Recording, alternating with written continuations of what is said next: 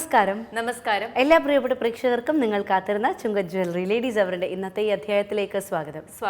ഇന്ന് international sports journalist day ആണ്.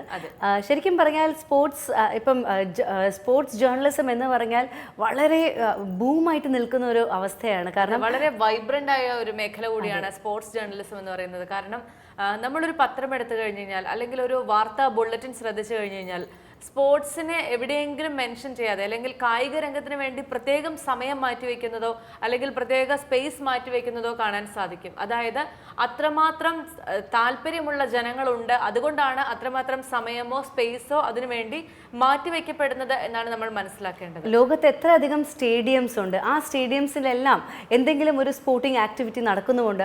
ആ സ്പോർട്ടിംഗ് ആക്ടിവിറ്റി എല്ലാം നമുക്ക് ഇപ്പം ശരിക്കും പറഞ്ഞാൽ വേൾഡ് കപ്പ് നടക്കുന്ന സമയമാണല്ലോ. വേൾഡ് കപ്പ് നടക്കുമ്പോൾ കാണാൻ ടിവിയുടെ മുന്നിലിരുന്ന് കാണാൻ സാധിക്കാത്തവർക്ക് ഇന്റർനെറ്റിലൂടെ ആപ്പിലൂടെ റൺസ് അപ്ഡേറ്റ് ചെയ്തുകൊണ്ടിരിക്കുകയാണ്.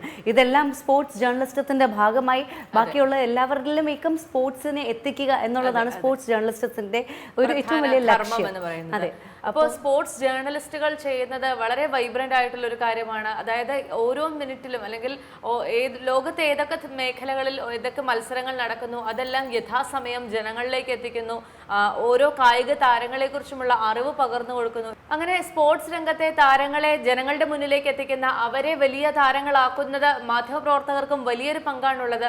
അപ്പോൾ ഇങ്ങനെയുള്ള വിശേഷങ്ങൾ നമ്മുടെ മുന്നിലേക്ക് എത്തുന്ന മാധ്യമപ്രവർത്തകർക്കായിട്ടുള്ള ഒരു ദിവസമാണെന്ന് ആ ദിവസത്തിൽ നമുക്ക് ആദ്യത്തെ സെഗ്മെന്റിലേക്ക് കടക്കാം.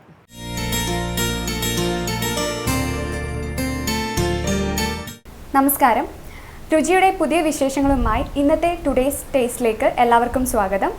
പുതിയൊരു വിഭവം പരിചയപ്പെടുത്തുവാനായി നമ്മുടെ കൂടെയുള്ളത് മിനി ബാബു ആണ്. മാമിനെ ഈ പ്രോഗ്രാമിലേക്ക് സ്വാഗതം ചെയ്യാം. Hello ma'am, welcome to our show. Thank you. ഇന്ന് എന്താണ് നമ്മൾ പ്രേക്ഷകർക്കായി ഒരു പുതിയ വിഭവം ഉണ്ടാക്കാൻ പോകുന്നത്? ഒരു നാടൻ ചിക്കൻ തോരൻ ഉണ്ടാക്കാനായിട്ട്. നാടൻ ചിക്കൻ തോരനാണ്. അപ്പോൾ ചിക്കനെ കൊണ്ടുള്ള ഐറ്റമാണ് നമ്മൾ ഇന്ന് ഉണ്ടാക്കാൻ പോകുന്നത്. അപ്പോൾ തുടങ്ങാം നമുക്ക്. ഓക്കെ. അപ്പോൾ അതിന് വേണ്ട ഇൻഗ്രീഡിയൻസ് എന്താണെന്ന് ആദ്യമായിട്ട് പറഞ്ഞു. ചിക്കൻ വേണം. ചിക്കൻ വേവിച്ചത്. ചിക്കൻ വേവിച്ചതാണ് ഇവിടെ എടുത്തിരിക്കുന്നത്. എന്ത് യൂസ് ചെയ്തു വേവിക്കുന്നത്? മഞ്ഞളും ഉപ്പും മാത്രം ഇട്ടിട്ട് വേവിച്ചു. മഞ്ഞളും ഉപ്പും ചേർത്ത് വേവിച്ചെടുത്ത ചിക്കനാണ്. തേങ്ങ ചിരവിത്. തേങ്ങ വറുത്തത് വേണം കുറച്ച്. തേങ്ങ വറുത്ത് വെച്ചതും ഒപ്പം ചിരകിയത് വേണം. പിന്നെ മല്ലിപ്പൊടി, മഞ്ഞൾപ്പൊടി, മുളക് പൊടി, ഉപ്പുപൊടി, കുരുമുളക്, വെളുത്തുള്ളി, ഇഞ്ചി, പച്ചമുളക്, ഉള്ളി വഴറ്റിയത്. പിന്നെ വെളുത്തുള്ളി വളരെ ചെറുതായിട്ട് അരിഞ്ഞു വെച്ചിട്ടുള്ളതാണ്. അതുപോലെ തന്നെ തക്കാളിയും അതുപോലെ അരിഞ്ഞെടുത്തിട്ടുണ്ട്. അപ്പോൾ ഇനി നമുക്ക് സ്റ്റാർട്ട് ചെയ്യാം. ഓക്കെ.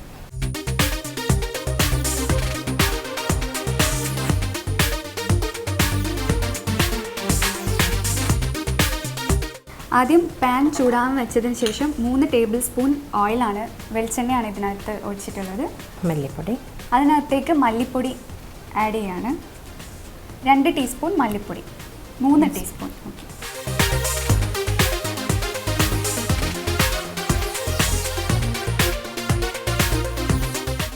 ഉള്ളി വഴറ്റിയത് ഇതിൽ ആഡ് ചെയ്യാം.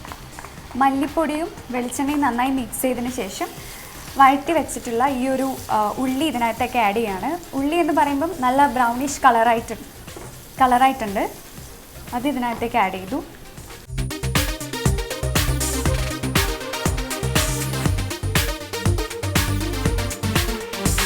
ഇതിലേക്ക് അത്യാവശ്യം ചെറുതായി അരിഞ്ഞു വെച്ചിട്ടുള്ള തക്കാളിയാണ് ആഡ് ചെയ്യാൻ പോകുന്നത്. ഇത് എത്ര തക്കാളിയാണ്? ഒരു തക്കാളി.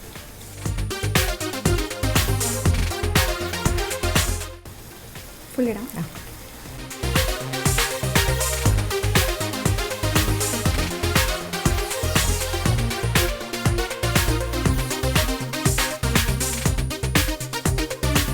അടുത്തതായിട്ട് ഇതിലേക്ക് മുളക് പൊടി,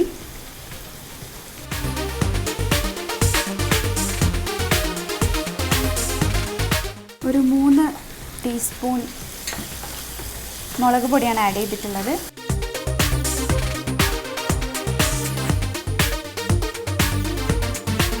ഇത് എത്ര സമയം ഇതുപോലെ വഴറ്റാം? 5 മിനിറ്റ്. 5 മിനിറ്റ്. ഇനി അടുത്തതായിട്ട് ഇതിനകത്ത് ആഡ് ചെയ്യാൻ പോകുന്നത് മഞ്ഞൾപ്പൊടിയാണ്. ഒരു ടീസ്പൂൺ അല്ലേ? 1 ടീസ്പൂൺ മഞ്ഞൾപ്പൊടി, പച്ചമുളക്, വെളുത്തുള്ളി, ഇനി പച്ചമുളകും വെളുത്തുള്ളിയും. വെളുത്തുള്ളി വളരെ ചെറുതായിട്ട് അരിഞ്ഞിട്ടതാണ്.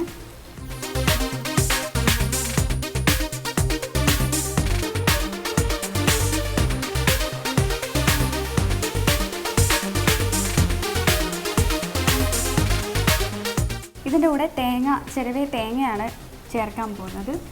അത് ഏകദേശം എത്രയുണ്ടാവും ക്വാണ്ടിറ്റി? ഒരു പകുതി, തേങ്ങമുറിൻ്റെ പകുതി. ഒരു തേങ്ങയുടെ പകുതി വരുന്നതാണ് ഇതിനകത്തേക്ക് ആഡ് ചെയ്തിട്ടുള്ളത്. അടുത്തതായിട്ട് വേവിച്ച ചിക്കൻ, നമ്മുടെ മെയിൻ ഇൻഗ്രീഡിയൻറ്റ് ചിക്കനാണ് ഇതിനകത്ത് ആഡ് ചെയ്യാൻ പോകുന്നത്.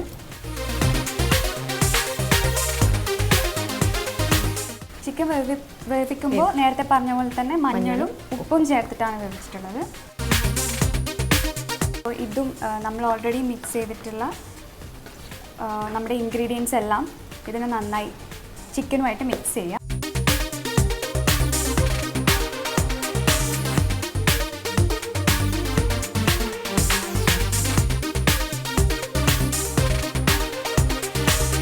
ഉപ്പ് ചേർക്കുകയാണ്. നമുക്ക് ആവശ്യത്തിനുള്ള ഉപ്പ് ചേർത്ത് ഇനി നമുക്കിത് അടച്ചു വയ്ക്കാം.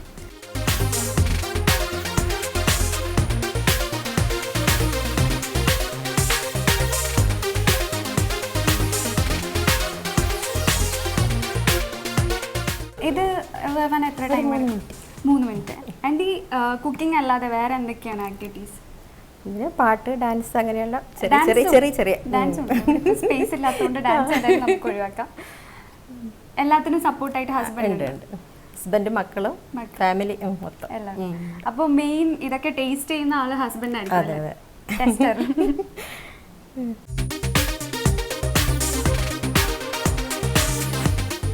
ഇത് ഏകദേശം വന്നിട്ടുണ്ട്.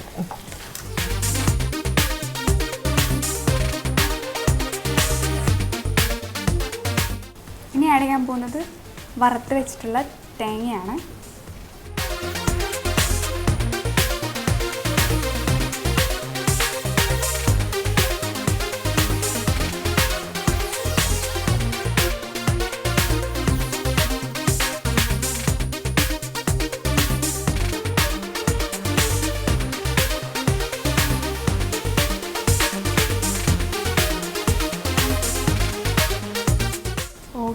അപ്പോൾ നമ്മുടെ ചിക്കൻ തോരൻ ഇവിടെ റെഡി ആയിട്ടുള്ളത്. ഇത് മിക്സ് ചെയ്യുന്നില്ല, നമ്മുടെ വറുത്ത് വെച്ച തേങ്ങ അധികം മിക്സ് ചെയ്യുന്നില്ല, അതിൻ്റെ മുകളിൽ ജസ്റ്റ് ഒന്ന് ഇട്ടിട്ടേ ഉള്ളൂ. അപ്പോൾ ഇതിനി വേവാൻ ഒന്നുമില്ല, എല്ലാം കംപ്ലീറ്റ്. ഓക്കെ, അപ്പോൾ നമ്മുടെ ചിക്കൻ തോരൻ റെഡിയാണ്. ലാസ്റ്റ് കുറച്ച് മല്ലിയില. ഇത് ഫുള്ളി റെഡി ആയി കഴിയുമ്പോൾ അതിൻ്റെ മുകളിലേക്ക് മല്ലിയില, അതുപോലെ തന്നെ കറിവേപ്പില, ഇത് രണ്ടും മുകളിലായിട്ട് ഇടുന്നുണ്ട്.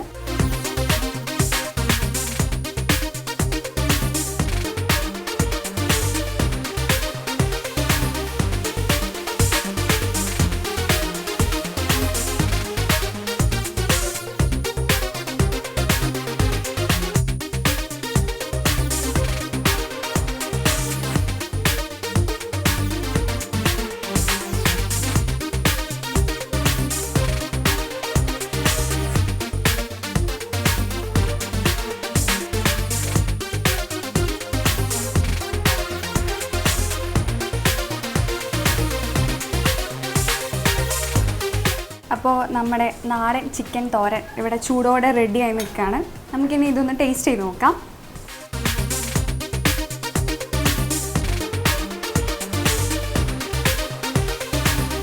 ഞാനിത് ടേസ്റ്റ് ചെയ്യാൻ പോവാണ്.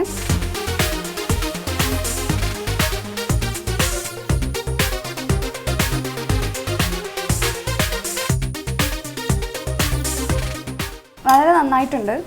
ഒരു നാടൻ ചിക്കൻ തോരൻ എന്ന് പറയുന്നത് നമ്മൾ കണ്ണൂരുകാർക്ക് അത്ര ഫെമിലിയർ അല്ല.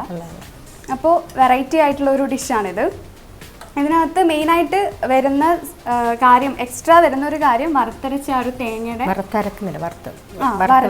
വറുത്ത് വെച്ച തേങ്ങയുടെ ആ ഒരു ടേസ്റ്റ് ആണ് മെയിനായിട്ട് ഇതിനകത്ത് എടുത്തു നിൽക്കുന്നത്. എന്നാലും വളരെ നന്നായിട്ടുണ്ട്. ഇതും അടിപൊളിയാണ്, ഡിഷും അടിപൊളിയാണ്, അതുപോലെ തന്നെ ആൻറ്റിയുടെ പാട്ടും അടിപൊളിയാണ്.